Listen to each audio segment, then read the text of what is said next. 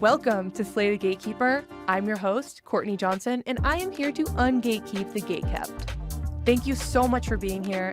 Enjoy. Okay, Paul, welcome to Slay the Gatekeeper. Thank you. It's great to be here. Super happy that you're here. So on Slay the Gatekeeper, we un-gatekeep certain topics that might be under the radar, might be purposely gatekept, or might be gatekept for other reasons. And I feel like psychedelics, especially microdosing, is quite gatekept. I mean, just living in Austin, I'm blessed to be a part of this entrepreneurial community here where there's these ultra successful people. I mean, like millionaires and billionaires, and they all microdose and they don't talk about it publicly. It's like their secret that they're afraid to talk about. So I want to preface with that this is something that a lot of people are doing that they are keeping under wraps. And for good reason, these are Schedule I substances. They're largely illegal. I mean, we've seen some shifts and changes in the last few years. Oregon legalized psilocybin mushrooms. Colorado has legalized a lot of these plant medicines. But by and large, these are still Schedule I substances, according to the federal government. And I think what's so fascinating is 61% of Americans now support legal psychedelic therapy. The number of people who took mushrooms last year, 8 million Americans took mushrooms last year. 4 million of those were microdosing. And the number of people who took a psychedelic quadrupled from 2019 to 2023. So although it's still, somewhat underground, we're seeing the spores are really starting to pop, and more people are finding out about this. And for many reasons, mental health, productivity, leadership, relationships, healing, transformation. There's a lot of reasons and intentions why people come into this work. And they're just really fascinating drugs, medicines, substances, whatever you want to call them. Mm-hmm. Yeah, I find that in my work, helping people build their personal brand, there's two main ways that I recommend, or main reasons why I recommend microdosing. One is obviously for creativity. Like if you want to have good content, get out good ideas, creativity. But another one is limiting beliefs, like overcoming fear of being seen. So I'm curious, in your work, you're running these cohorts, helping people learn how to microdose, giving them a safe container to do so, and I'm sure express their feelings and, fears and desires and everything. What is their intentions for coming in? Yeah, it's interesting that you mentioned creativity and sort of the limiting beliefs. What I frame that as is neuroplasticity, because neuroplasticity has become more of a buzzword, and neuroplasticity is the capacity for the brain to change and shift and adapt. Like we have been told this story that when you're 25 or 26, your brain stops changing, and that's actually not true. There are things that you can do: meditate, breath work, cold plunge.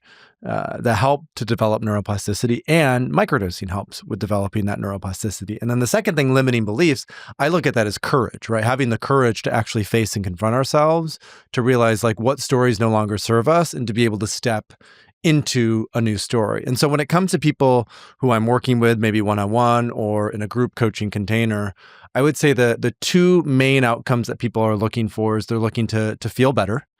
Right? They're depressed. They don't have a great mood. They maybe have low energy. They've been stuck in a rut for a while and they're not sure like how to get out of it. And so when they start to actively microdose, it really helps them to get a pep in their step again. It kind of is a nice sort of push in the tush, right? Like they're able to take that next step that they've been avoiding and put themselves out there a little bit more. So sometimes that's framed as like they're on an SSRI, right? They're on Prozac, Lexapro, Zoloft. They've been depressed and they want to get off of that and they want to feel better without having to be dependent on a medication. Other times that's just like they're in a transition point or they've had a maybe difficult or challenging period in life and they're looking for a little bit more energy. The second reason then is more for like flow and I would say productivity, right? That there are people who they feel good, right? They sort of, their glass is full, but they really want to explore and expand what else might be out there. And so creative inspiration that might come through, a vision for like a new project or an idea, a way to elevate, a relationship with like a loved one or a spouse or a partner. That tends to be the other main reason why folks are coming into these containers. And clinically, like some of the early clinical research on microdosing supports those intentions, that the three main benefits that they've noticed from the clinical research on microdosing is that it helps you have a better mood, it helps you to have more energy, and it helps you to have better sleep. And I think all of us, better mood, better energy, better sleep, those are three things that we can all get behind. And it's interesting because I kind of look at microdosing as another lifestyle practice. So just like we, are mindful about the food that we eat, the way that we exercise, the way that we sleep, I think we can also be mindful of how do we engage with microdosing in a way that's intentional, because a lot of the benefits that people notice from microdosing are systemic. Meaning it's not just sort of one isolated thing that they're noticing multiple benefits in multiple dimensions of their life. Mm-hmm. Yeah, I mean, in my own experience, microdosing has been so helpful for me. I got off of ADHD stimulant medication. Oh, wow. Yeah, that was I thought I'd be on that shit forever. I really stopped drinking a lot, like not entirely, but like cut back significantly. My life is just so much better. I'm so much more creative. And yeah, it's really crazy that it again is so underground, or people are gatekeeping this, because your hundreds, maybe even thousands of people are coming through these containers every month. Like that is crazy. So people are coming to you because either they're feeling low, they're in a rut, they want to break out of that, or they're feeling pretty good and they want to optimize, they want to get more creative, more productive, see what else is out there, expand their horizons.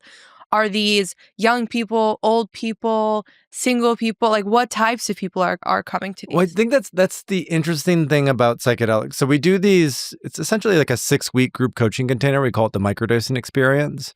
We also have like a 10-month certification program, which is our practitioner training program, which is, as you can imagine, 6 weeks versus 10 months. So 10 months is a lot more in depth. But the commonality between both of those programs and people who work with us is, we've had people as young as 19 or 20 and as old as like 80 to 85. We have people who are retired. We have people who are just starting their careers. We have people who are transitioning in their careers. We have a lot of folks who, maybe they've hit a rut or a challenge in their relationship and they're looking to this substance to potentially help with that. People who are coming, they want to quit smoking or they want to get off antidepressants. So it's literally like and it's incredibly diverse sort of crowd. Now, I would say there are probably 3 main archetypes that are part of that. One is someone who is, let's say, a stay-at-home mom or like a mother to children. They feel a little lonely. They feel a little isolated. Maybe they've been on some psychiatric medications and they think microdosing might be able to help support them in that process, right? So I would say that's one main archetype. And that archetype came from a book that was written in 2017 called A Really Good Day, How Microdosing Made a Difference in My Mood, My Marriage, and My Life. It was written by a woman named Eilette Waldman. So that's a great memoir about a 30-day microdosing protocol. I would say the other archetype is like kind of the tech bro archetype, which I would consider myself to be sort of slightly associated with. I don't fully identify as a tech bro, but you could also call them like the tech consciousness bro, folks who are like a little more open-minded. They like to be more productive. They're looking at this to have more energy, to have more focus. And then I would say the third main archetype are people who they're like in some form of transition. And that might be that they're retiring. That might be that they've quit their job and they're looking to become an entrepreneur. That might be that they're trying to get off antidepressants and sort of on a thing, but they're in some form of transition and they're looking to microdose to help with that process. But as you can imagine, with 4 million people microdosing in 2023 in the United States, it's it's a super, super diverse range of people. And I think we're only at the very beginnings of this. My bet is that within 10 years, that microdoses of psychedelics will replace most conventional psychiatric medications, right? Like specifically the SSRI class, but also ADHD medications, and even potentially benzodiazepines, anti-anxiety medications. I think we're just at the outset of research and discovery around what these molecules and substances can do. And I'm really excited for some of the breakthroughs that we'll find for psychiatric conditions, because I mean, as you've personally experienced, and as I know from working with so many people, a lot of these medications are meant for short-term use, and they end up becoming addictive, and you can't get off of them, and they create a crutch and dependency, and we're often told it's a chronic illness, you'll never get off of it. And I just think that's so not true. And so giving people more options to feel empowered and feel like they have agency and they can make choices and changes in their lives, I think that's what microdosing does a really good job of. What was your journey in microdosing? It's a great question. Yeah, you turned probably an experiment into your whole career. Yeah, the guinea pig. Yeah. The guinea pig entrepreneur model. So I'm 34. When I was 19, I tried psychedelics for the first time. And I grew up in a pretty, I would say, like traditional family environment. So church every Sunday, no exceptions. My parents are very anti-drug. You know, I was so sheltered that before I was 13, I couldn't watch PG-13 movies. And my parents wouldn't let me play like violent video games, basically. Where did you grow up? West Michigan, so Grand Rapids. Yeah. Which is, Midwest, small town. Like I grew up in a suburb of Grand Rapids. I grew up in like Twin Cities area. Oh, yeah. So similar. You get it. You get it. Yeah. So when my parents found out at the age of 16 that I was starting to get into illegal drugs, as you can imagine, that wasn't a pleasant experience for them. They had to sit me down one Sunday after church after they found out that I had been smoking weed. And my dad looked at me and he was like, I haven't been this disappointed since my brother died in a car accident. Like that's how insane it was for them that their only son was starting to smoke cannabis. Like they just could not believe it. It was just so outside of their worldview. They were like, "How you were the golden child? How could you smoke this illegal drug?" And I was like, "I know." And then a few years later, that same friend who introduced me to cannabis introduced me to mushrooms. And I had not microdoses at first. These were like about 2 grams of dried mushrooms. And then I tried LSD, a similar amount. And I did it maybe 20 times through college and university. And just again and again, I found the experiences to be very insightful. It started me down this path of like personal development, so I started reading a lot more and studying and doing more public speaking, pushing myself more in the classwork that I was engaged in university. And it really inspired me to like become a digital nomad. So like when I was 21, I moved to Turkey where I taught English for a year. I got really into the 4-hour work week by Tim Ferriss and being a digital nomad. And so I moved to Thailand soon after that. And while I was living in Thailand, this was 2015, so about 10 years ago, I listened to a podcast on Tim Ferriss about microdosing. And I thought back to those experiences that I had with higher doses of psychedelics. And I recognized that, for a couple weeks after each of those experiences, I would feel better. I would be more present. I would be more connected. I would meditate more often. I would be more mindful about the food that I ate. And then naturally, after 2 or 3 weeks, some of that would dissipate and some of the old patterns and behaviors would sort of come back in. And so when I saw microdosing, it was like, I wonder if this is a way that I can sort of elongate that window of neuroplasticity. Like it can actually become easier for me to make healthier behavioral changes on an ongoing basis. And so I just started to experiment with microdosing in 2015. I was living in Thailand. I went back to the States to visit family. I bought a sheet of acid on the dark web. At the time, this is how I got into Bitcoin as well. I bought a sheet of acid. I brought it with me to Budapest. I lived in Budapest that summer of 2015. And then I just started to like cut off really, really tiny pieces of the sheet of acid, microdose it. I did it twice a week for 7 months. And this was right at the time then when there was a lot of media that started to come out about it. Like Rolling Stone published a feature and Wired published a feature. And I just sort of saw, I was like, I think this is going to be the next thing after cannabis. I think there will be a massive reevaluation. So I just started to publish free educational content, on Third Wave, just guides about how to microdose, what's the appropriate dosage, what's the sort of scientific research that exists. Because as I started to dig in deeper to psychedelics, like when I did it in my like teenage years and 20s, I just thought I felt good, but this was still illegal. So it was still harmful. Like it wasn't good for me. But then as I started to get into the research, I came to realize that, holy shit, we've been doing this for thousands of years, right? This isn't a new thing. And we actually had quite a bit of research in the 50s and 60s that showed that it was clinically effective for a range of conditions. And so as I started to dig into the research and open it up, that's what then informed this sort of third wave of psychedelics. That the first wave was the ancient and indigenous use. The second wave was the sort of clinical or modern application. And the third wave is the bridge between those two. And I think that's always what I've really wanted to be for broader culture, is utilize microdosing as a bridge between sort of being caught in the matrix and recognizing that, we have way more power than we give ourselves credit for, and we are way more capable than we ever believed that we are.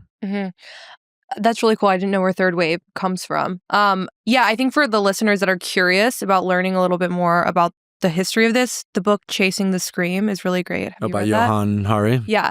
I have not. I've heard about it. Oh, it's great. It's about addiction, right? It's the war on drugs, the history of the war on drugs. He wrote another one called He did write another one. Lost Connections. Yeah, he's got a lot of great writer, but yeah, this one is essentially about how, you know, they needed something to kind of bring together the America for their political campaign. So it was this war on drugs. It sounded nice. It sounded great. Like kind of like Michelle Obama, kids should eat healthy. Like everyone can get behind that, you know? But this was no drugs. Everyone can get behind that. But what it did was it pushed out these Native people's practices. It criminalized psychedelics and it classified them as no positive use, and extremely harmful. And anyways, it just goes through the history of it. So I highly recommend if you want the context, because I still work with people that I'll recommend microdosing and they'll be like, but I don't want to get addicted. Right. I don't want to be harmed. And I'm like, even if we start I think like the very lightest, super sub-perceptual would be like a tiny dose of psilocybin. You literally cannot get addicted to psilocybin. Like I want to see somebody try. I want to see somebody actually try to get addicted.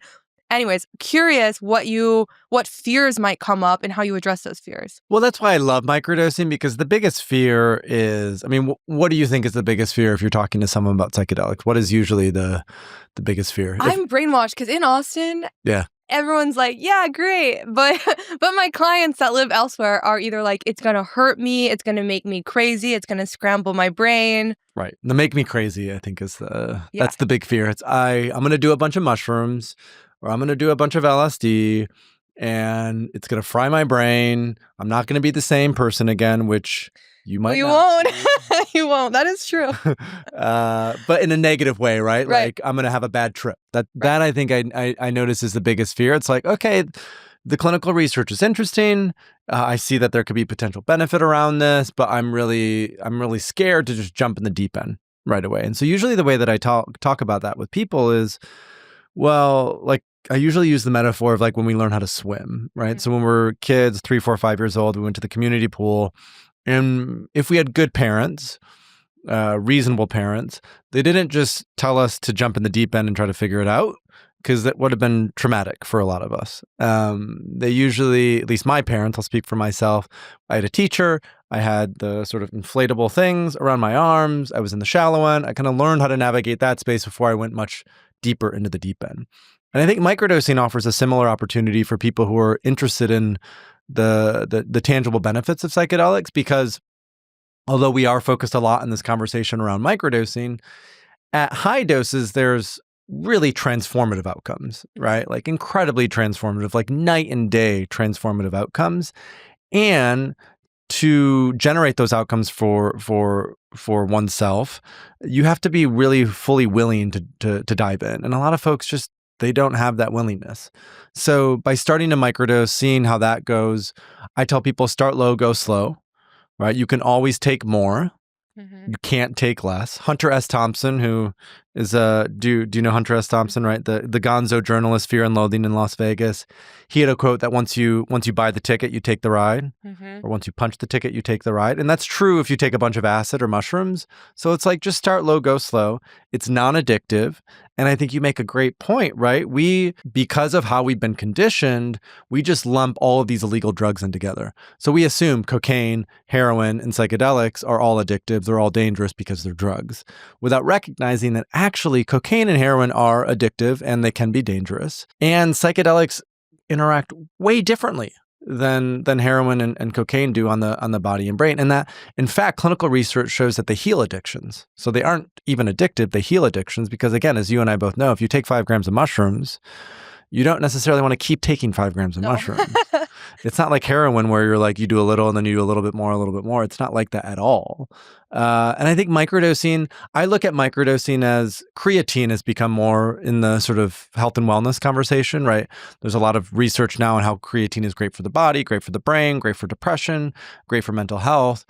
I think LSD and mushrooms as a microdose, it's similar to creatine, right? It's a supplement. It's like a supplement that you can take pretty consistently. There's a wide range of benefits for it. It's not going to be addictive. You can stop at any time. But if you do it, you'll find that your life is better off for it, basically. You know that feeling when nobody really gets what you're going through, when you're surrounded by all of these people, but you're somehow still feel alone? I lived that reality for years until I discovered the power of healing in community. Reinvigorate and Restore is a luxury 6-day retreat in Cape Town designed specifically for women who are ready to move beyond survival mode to begin living your best life truly and authentically. Imagine 6 days in Cape Town, April 14th through 19th, by the way, in a luxurious villa where everything is designed for your restoration. Morning yoga overlooking the mountains, sound healing sessions, authentic connection with people who understand your journey without explanation. Imagine 6 days with people who truly get it, who see you, hear you, and walk alongside you in your healing journey. Time is limited, so book your spot for April. Again, the retreat is April 14th through 19th, and you can visit survivorsriseretreat.com to book a call with Paula to learn more. Your people are waiting for you. Nexus Point is a best-in-class outsourcing company that helps business owners and entrepreneurs scale efficiently and profitably by leveraging the global talent pool. Founded by entrepreneurs like yourselves, Nexus Point uses its vast infrastructure to find, hire, and train best-in-class talent from around the globe. At just 20% of the cost of hiring locally, Nexus Point will provide you with pre-vetted talent with college degrees and at least 3 years of work experience, often with US-based business owners.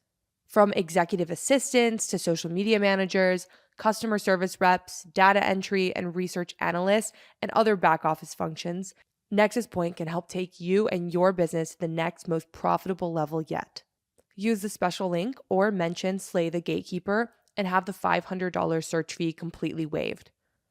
Delegation is so important, but it can be so hard to find the right talent. So I highly recommend checking out Nexus Point. Again, you can book a call at go.nexuspt.io/Courtney Johnson or visit the link in the show notes. Today's episode is sponsored by my Sunrise Content Club. I created Sunrise Content Club because I really desired accountability in my content creation. How it works is we meet on Zoom every single weekday from 8 to 9 a.m. We get on the Zoom, we play some fun music, we have a little mindful moment, and then I give you a content prompt.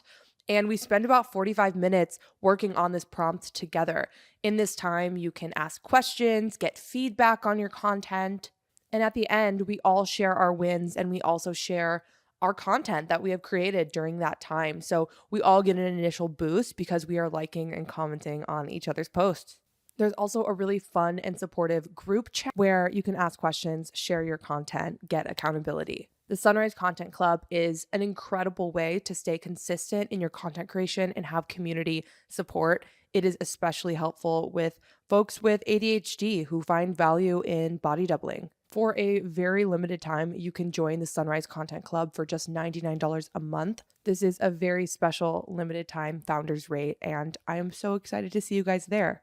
Join the Sunrise Content Club today. Yeah, I find that they kind of kick me out. Like mushrooms and LSD will kick me out. If I have an experience or if I've maybe done 4 days or something of microdosing, my body will literally tell me like, no, stop. And I like actually couldn't. It's almost like if you eat a big meal and someone's like, here's dessert. And you're like, nah, I don't want that. I'm good. Like my body's telling me no dessert. That's how I feel when microdosing or macrodosing or anything. It like, it will tell you when you're done. For sure. It'll make it clear sometimes. Very clear. Yeah. Yeah. And that's part of what I call the skill of psychedelics. It's like, how do you learn how to listen? You know, and attune to what the medicine, the substance is telling you, because, you know, we have been using these substances for like forever, for thousands of years.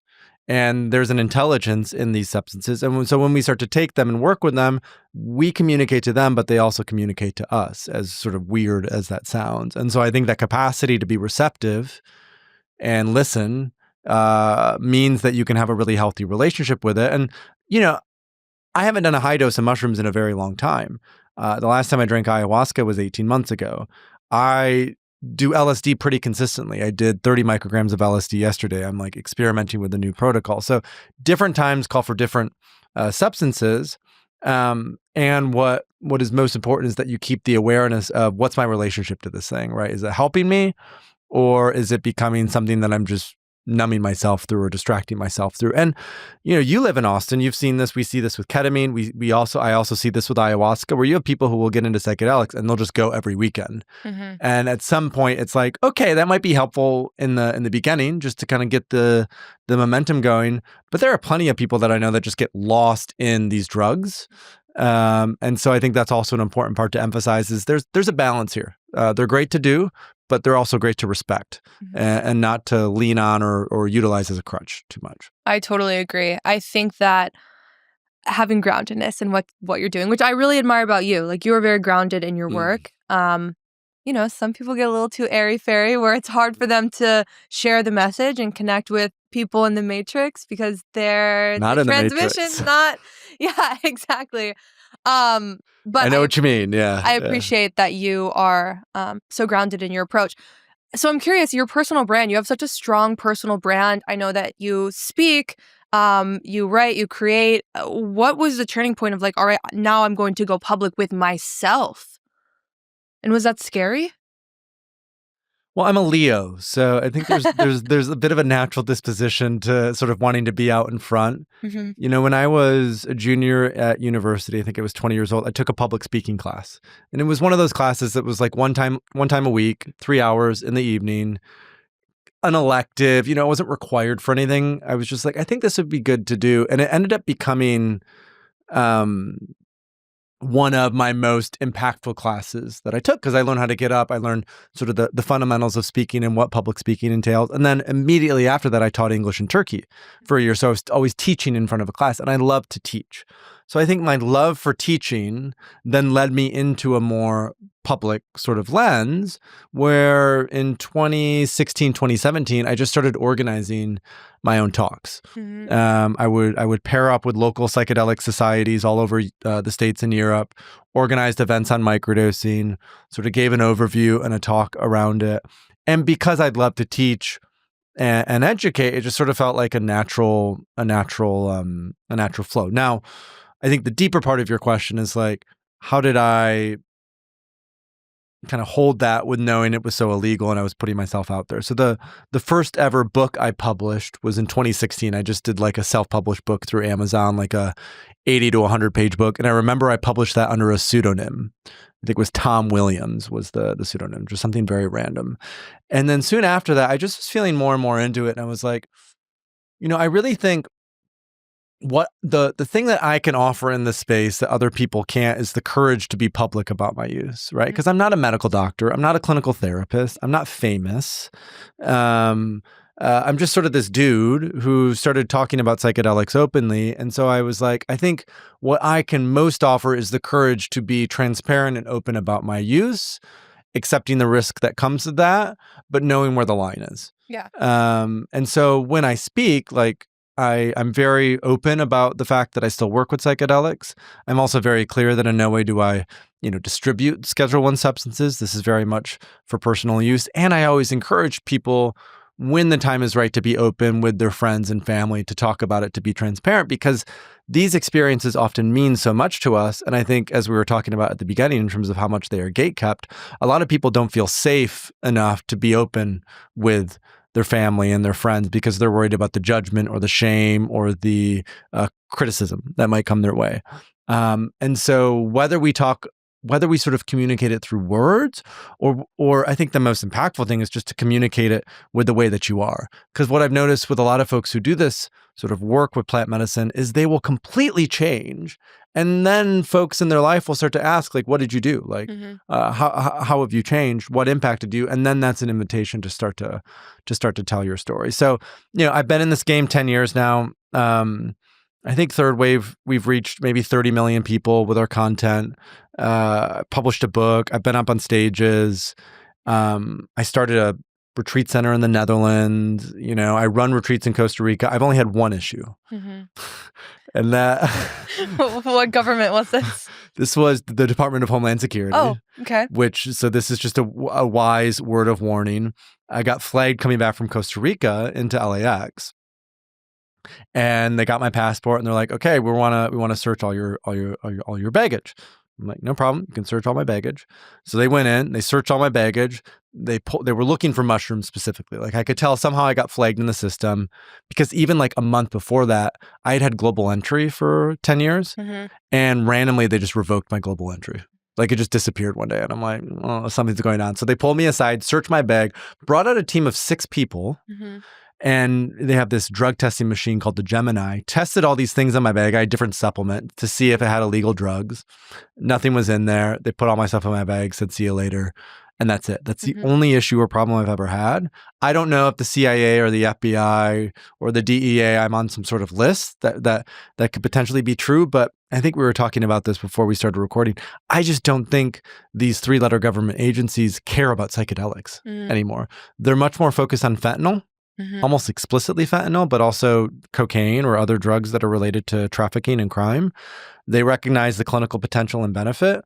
And I just think we kind of live in this age now where it's like they're still illegal, but a lot of people are doing it and very few people are getting in trouble for doing it. That is true. There are very few arrests. I think obviously it's something to be very cautious of. Yeah, this is not like the advice to like just go off and openly buy illegal drugs. But I've seen the same thing in my circles. It does seem like it's less, I don't know, gone after than other substances, which makes me kind of think like, oh, are they doing some of this? Maybe they're gatekeeping this. Because also, if you've ever done psychedelics, you cannot possibly want to revoke this for other people. Right. Unless you're totally evil and you don't want other people to have personal power. Well, and this is like the history of psychedelics. Yes. Right? That if we look at, what a lot of folks don't realize is pre-Christian, the ancient Greeks and the ancient Romans, they had something called the Eleusinian Mysteries. And they drank a beverage in those Eleusinian Mysteries that was made of ergot, which is a fungus that grows on rye. It's the same thing that LSD is made from. So essentially, the ancient Greeks and the ancient Romans were drinking LSD. And the people that participated in this were like Plato, Aristotle, Marcus Aurelius, Pythagoras, Cicero, like all of the really sort of intellectual elite. When Christianity became the official religion of the Roman Empire, it was 307 AD, they shut it down. They're like, we no longer want you to have access to this.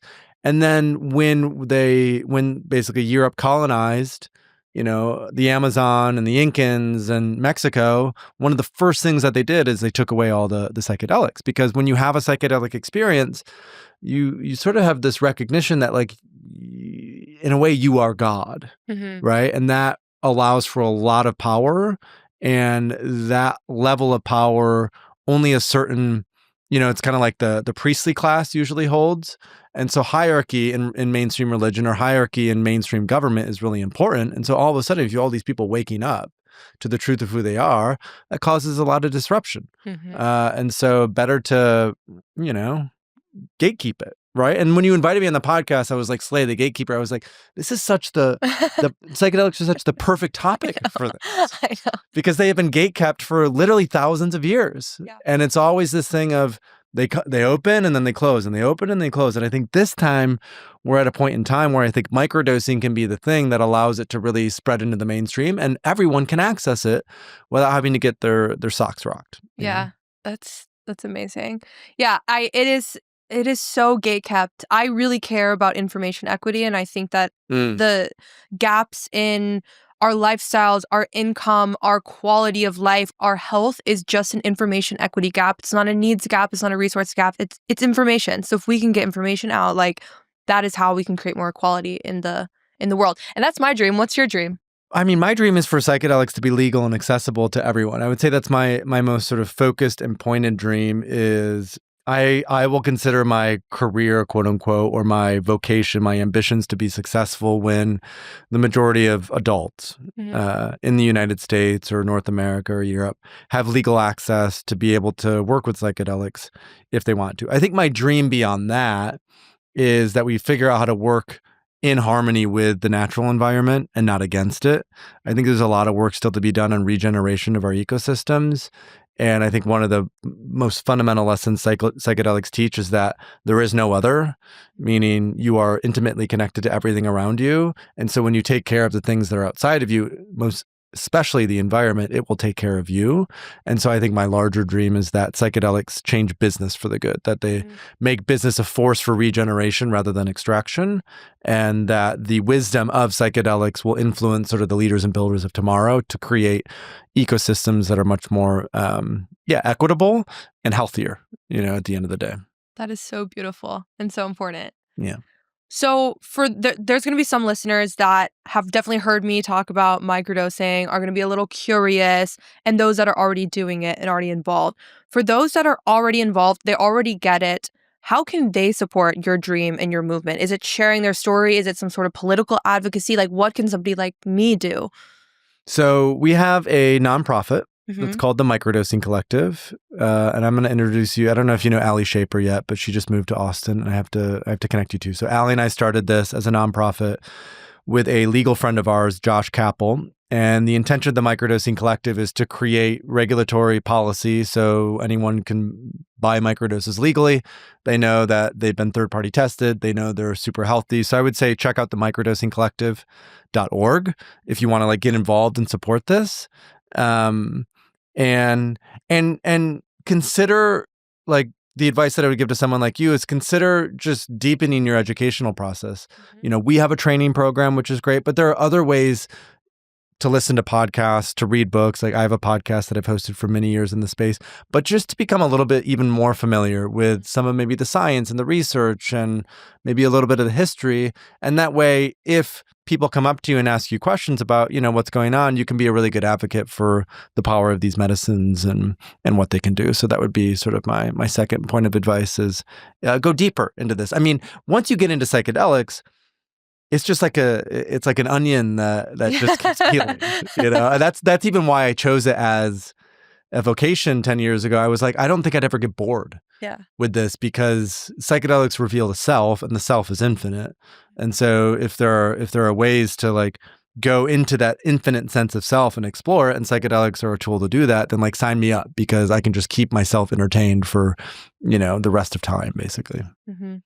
For those that are like, all right, I want to try this, maybe I'm not quite ready yet, what would you recommend as a precursor? Is that learning? Is that something like breath work or yoga, meditation? That's a great question. All of it? Yeah. So modalities that bring you into a place of center, peace, equanimity, quiet.